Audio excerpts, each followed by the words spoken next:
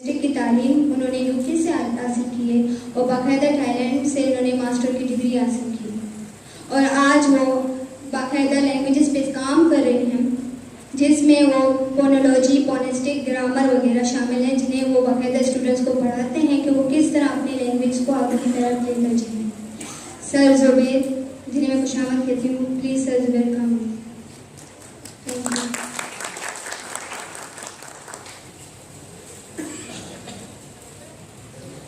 बहुत शुक्रिया। अस्सलाम वालेकुम।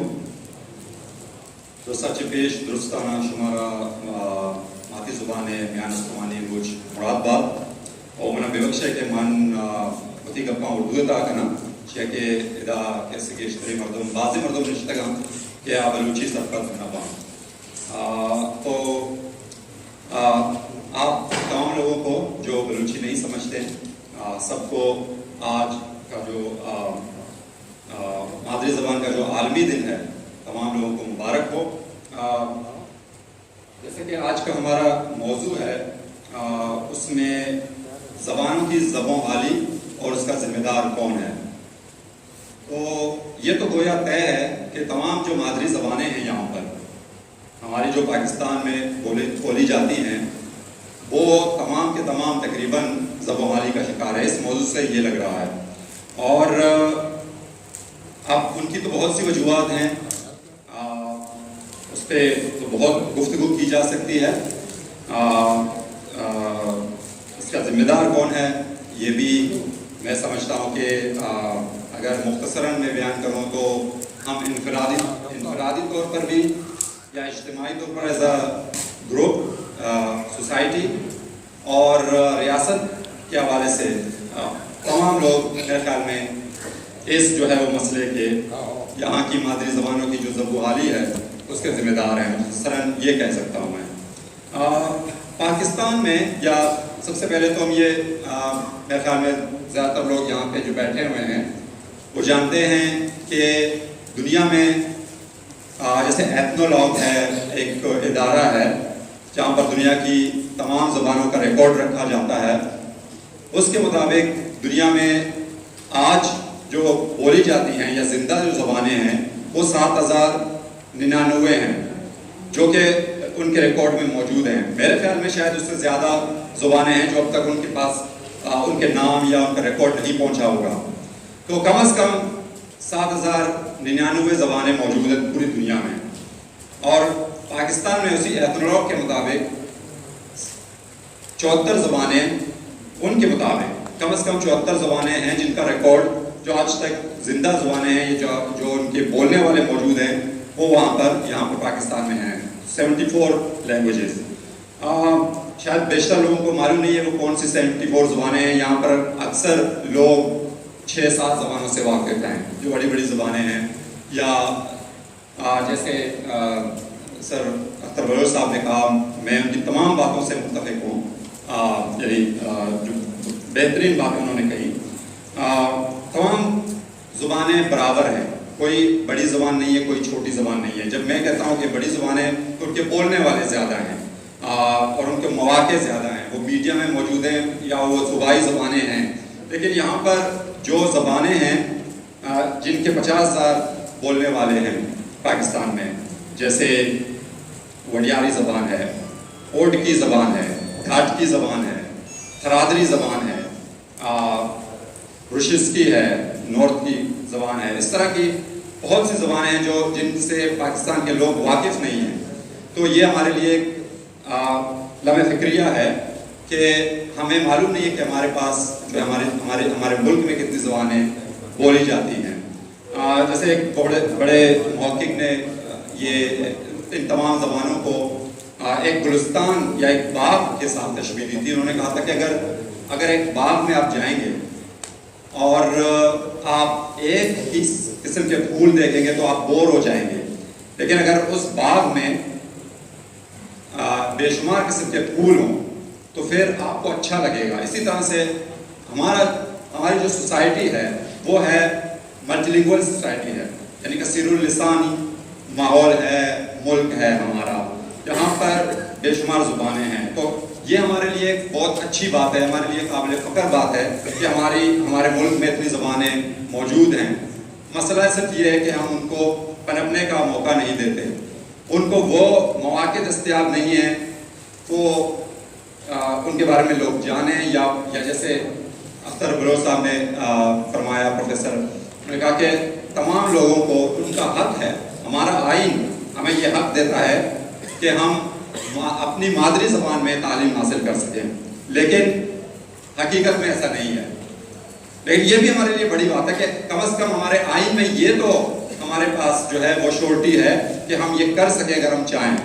ایسے ممالک ہیں جہاں پر یہ بھی نہیں ہے ان کے پاس, تو اس کو ہم ایز اے پازیٹیو جو ہے وہ اسپیکٹ کو لیں اور اس کو ہم استعمال کر سکتے ہیں. اپنی تمام جو مادری زبانیں بولی جاتی ہیں جو آج تک زندہ ہیں, وہ ان کو ہم مزید زندہ رکھنے کے لیے اور ان کو پروموٹ کرنے کے لیے ہم استعمال کر سکیں. تو یہ ہمارے پاس کانسٹیٹیوشنل رائٹ موجود ہے جس کو ہم استعمال کر سکتے ہیں. تو یہ ہمارے لیے ایک خوشی کی بات ہے. بہرحال جیسے میں نے ریاست کی بات کی تو وہ جیسے اس طرف پروفیسر اختر صاحب نے اشارہ کیا کہ چونکہ ہمارا ملک ایک وفاقی ملک ہے تو ہمارے جو ارباب اختیار لوگ ہیں یا جن کے ہاتھ میں ہماری باغ دوڑ ہے حکمرانی کی, وہ یہ سمجھتے ہیں کہ اگر ہم جب مادری زبان کی بات کرتے ہیں اور ان کی ترقی کی بات کرتے ہیں یا مادری زبان میں تعلیم کی بات کرتے ہیں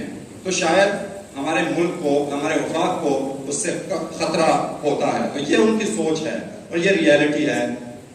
در حقیقت اس کے بالکل برعکس ہے. اگر آپ یہاں کی مادری زبانوں کو پنپنے کا موقع دیں, ان کو وہ ماحول دیں جہاں پر وہ سانس لے سکے, وہ زندہ رہ سکے, تو پھر یہ اس سے آپ کی جو سوسائٹی ہے, آپ کے جو لوگ جو مین اسٹریم میں نہیں ہیں, جو لوگ جیسے میں بار بار ریفر کر رہا ہوں پروفیسر اختر صاحب کو کہ جب وہ گئے اسکول میں تو ان کی مادری زبان میں ان کو نہیں پڑھایا گیا, چونکہ اور جو استاد ان سے سوال کر رہے تھے وہ بالکل اس سوال کو ہی نہیں سمجھ سکے کہ بغیر استاد مجھ سے کیا کہہ رہے ہیں, مجھ سے کیا پوچھ رہے ہیں, پھر وہ کیسے لکھنا اور پڑھنا سیکھتے. ان کو بہت مشکلات ہوگی, کیونکہ میرا بھی بالکل ذاتی یہی تجربہ رہا ہے. میں جب گیا تھا تو مجھے میری استانی تھی, وہ اردو میں بات کرتی تھی, مجھے سمجھاتی تھی کہ یہ کرنا ہے, مجھے بالکل نہیں پتا تھا کہ وہ کیا کہہ رہی ہے.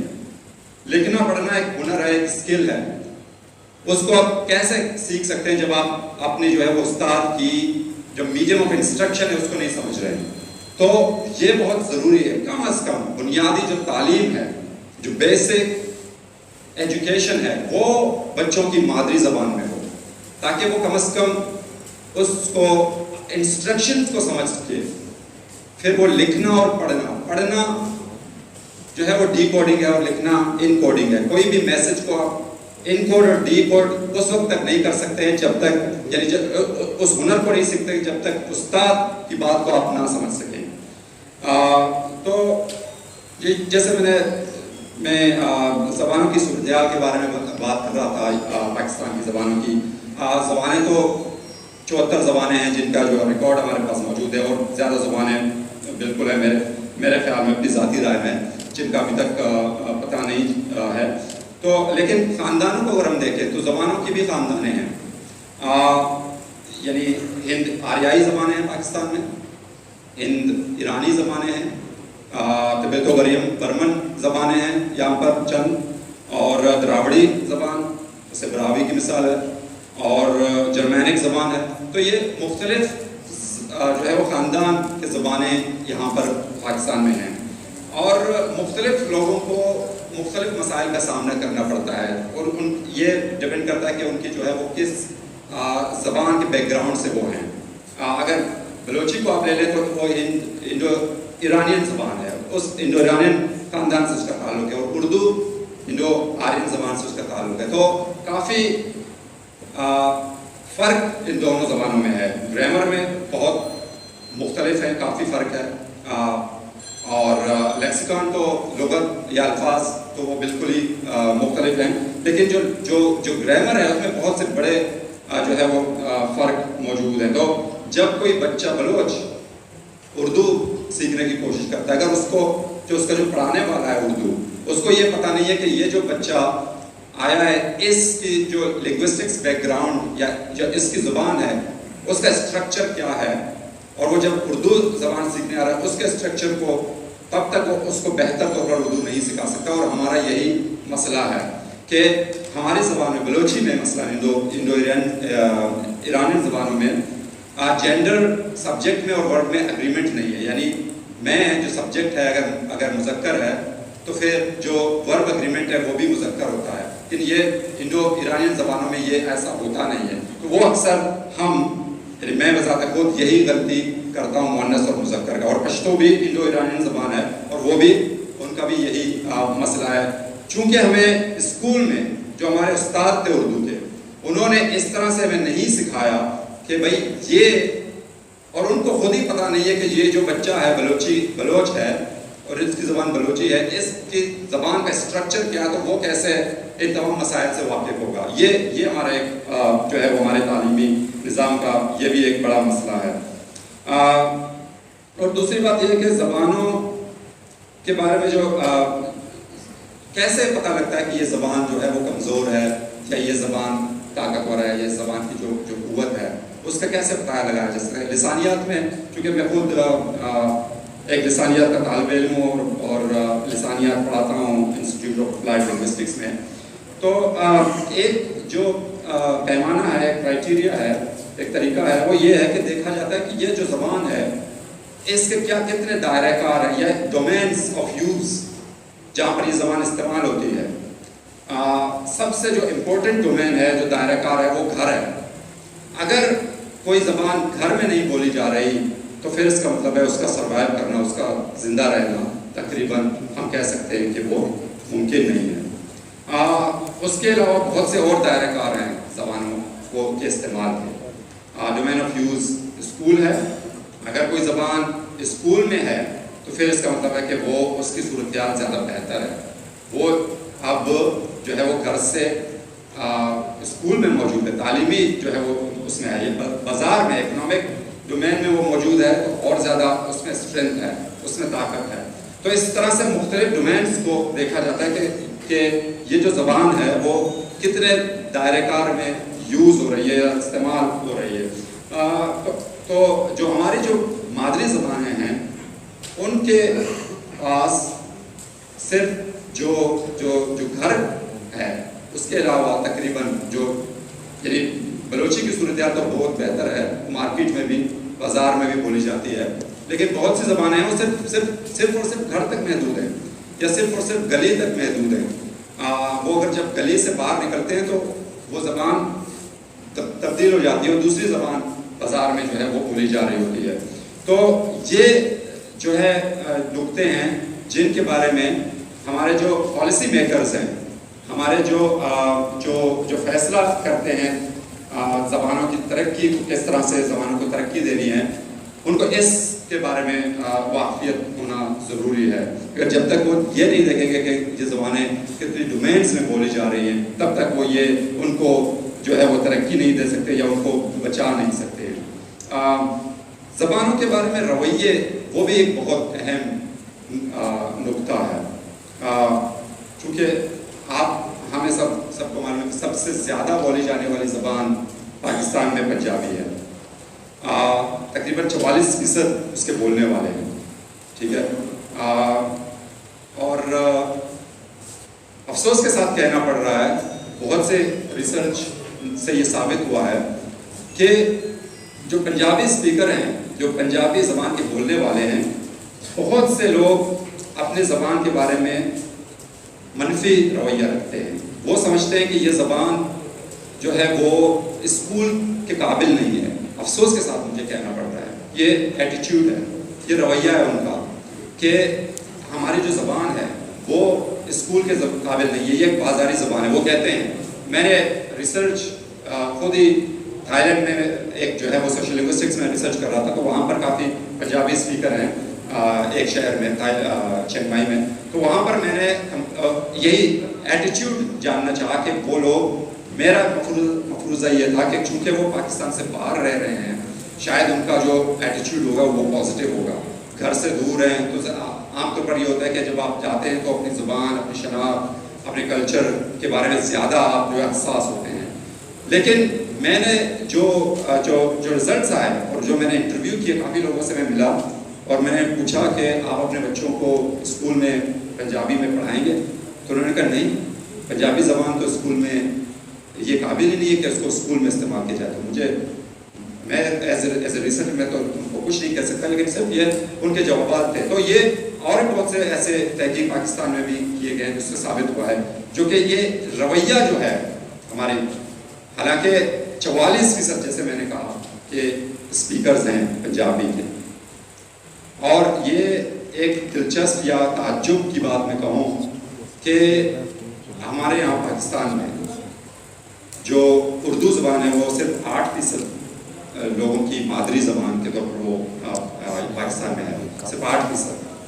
اور 44% جو میجورٹی ہے پنجابی لوگ بولتے ہیں.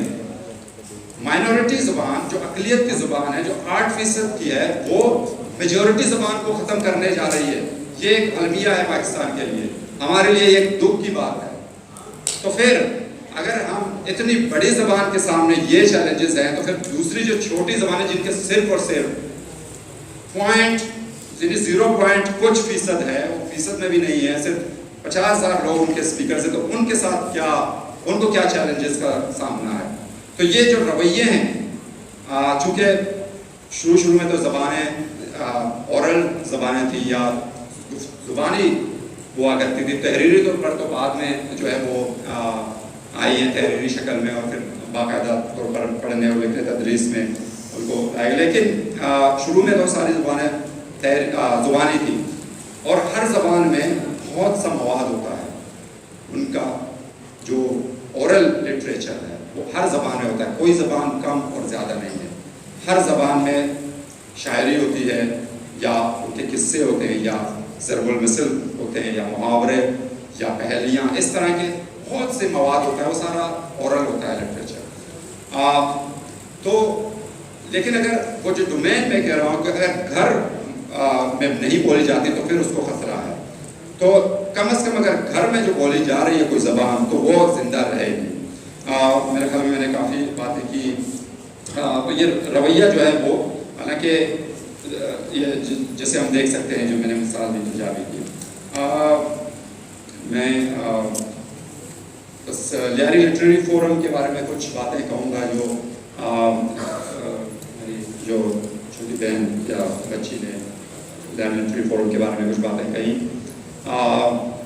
جو کچھ اشخاص جن کا جو ذوق تھا لٹریچر سے کے بارے میں، شوق رکھتے تھے، ذوق رکھتے تھے اور درد رکھتے تھے اور لٹریچر کے بارے میں اس کو پروموٹ کرنا چاہتے تھے، اور انہوں نے آج سے تقریباً 1-1.5 سال پہلے کچھ ہم خیال دوست تھے، عمران فاقر صاحب ہیں، زرخان صاحب ہیں، عبدالمجید صاحب ہیں، زاہد بارکزی صاحب ہیں، اور بہت سی جو ہے وہ بچیاں ہیں، دلبیبی اور تسمیہ اور بہت سی. تو انہوں نے، ہم خیال لوگوں نے اس کی بنیاد رکھی آج سے تقریباً 1.25 سال پہلے. اور انہوں نے ان کا جو پہلا پروگرام تھا وہ بھی آج کے دن، آج کی تاریخ پچھلے سال میں یہی سے ہی اس کی شروعات انہوں نے باقاعدہ پروگرام کرنے کی تھی تاکہ لوگوں کو مختلف موضوعات کے بارے میں، مختلف مسائل کے بارے میں جو لوگوں کو آگاہی دیں، خود بھی اس سے سیکھیں اور دوسرے لوگوں کو بھی سکھانے کا موقع دیں. اور ایسے لوگ مجھ جیسے جو ہے وہ لوگ ان سے واقف نہیں ہیں، ان کو اسٹیج دیں اور ایسے موضوعات یعنی زبانوں کے بارے میں ایسے لوگوں کو بلائیں جو اپنے موضوع پر جو ہے وہ دسترس رکھتے ہیں، اسپیشل ہیں، کافی عبور جو ہے وہ ان کو ہے، ان کو بلائیں اور ان مسائل پر ڈسکس کریں. تو میں ان کو مبارکباد دیتا ہوں لیاری لٹریری فورم کو کہ انہوں نے باقاعدہ اس کو اپنی مدد آپ کے تحت، ان کے پاس کوئی فنڈنگ نہیں ہے، ان کے پاس کوئی اور وسائل نہیں تھے، اپنی جیب سے اپنی جو ہے وہ فنڈنگ کے ذریعے انہوں نے اس کی شروعات کی. اور اب وہ باقاعدہ اسے ایک ادارے کے طور پر کوشش کر رہے ہیں کہ اس کا ایک آئین ہو، اس کا ایک باڈی وہ ہو اور اس کو باقاعدہ رجسٹر کریں اور اس کو آگے ترقی دیں. تو میری دعائیں ان کے ساتھ ہیں اور مجھ سے جو بھی ہوگا میں آپ لوگوں کے ساتھ ہمیشہ ہوں اور میرے خیال میں آپ کے ساتھ بہت سے لوگ بھی موجود ہیں. اور ادارہ برائے لسانیات کے بارے میں کچھ کہتا چلوں کہ یہ ایک ادارہ ہے, ایک انسٹیٹیوٹ ہے. آج سے تقریباً 17-18 سال پہلے اس کی شروعات ہوئی تھی یہی کراچی سے. کچھ ہم خیال لوگ تھے جو زبانوں کی ترقی اور ان کو محفوظ کرنے کے بارے میں سوچتے تھے اور ان کو پرزرو یا ان کو پروموٹ کرنے کے بارے میں انہوں نے سوچا. تو چونکہ ہمارے پاس ایسا کوئی ادارہ موجود نہیں تھا جہاں پر سائنسی انداز میں زبانوں کا تجزیہ کرنا سیکھیں یا سکھایا جائے, تاکہ یہ جو زبانیں ہیں ان کو کس طرح سے کیا چیلنجز کا سامنا ہے یا کس طرح سے ان کو بچایا جا سکتا ہے, اس کو باقاعدہ طور پر سیکھیں یا سکھایا جا سکے. ایسا کوئی ادارہ موجود نہیں تھا, تو انہوں نے اس ادارے کا باقاعدہ جو ہے وہ باقاعدہ اس کی شروعات کی اور اب یہ رجسٹرڈ ایز اے ٹرسٹ ہے اور اس کے باقاعدہ جو ہے وہ ڈپلوما کورسز ہوتے ہیں. ایک کیمپس میرپور خاص میں ہے, ایک یہاں پر کراچی میں ہے, اور یہاں پر فونیٹکس فونالوجی کے کورسز, سوشل لنگوسٹکس کے, گرامر, صرف و نحو ہے, اور اینتھروپالوجی, سیمینٹکس علم المعانی کا جو کورس ہے, ڈسکورس ہے, علم البیان, اور ڈکشنری میکنگ, کس طرح سے لغت جو ہے وہ ان زبانوں میں مادری زبانوں میں کس طرح سے یہ بنائے جاتے ہیں, اور بہت سی اس طرح کی جو ہے وہ مضامین باقاعدہ طور پر پڑھائے جاتے ہیں اس انسٹیٹیوٹ میں. تو آپ لوگوں کا بہت شکریہ, مجھے آپ نے برداشت کیا, اور میرے یہاں پر میں اس قابل تو نہیں ہوں کہ میں یہاں پر آتا اور آ کے تمام جو ہے اپنے نظارہ کرا, لیکن یہ لٹریری فورم کا میں شکر گزار ہوں کہ اس جیسے ناچیز کو انہوں نے یہاں پر دعوت دی اور مجھے آپ نے سنا. مہربانی.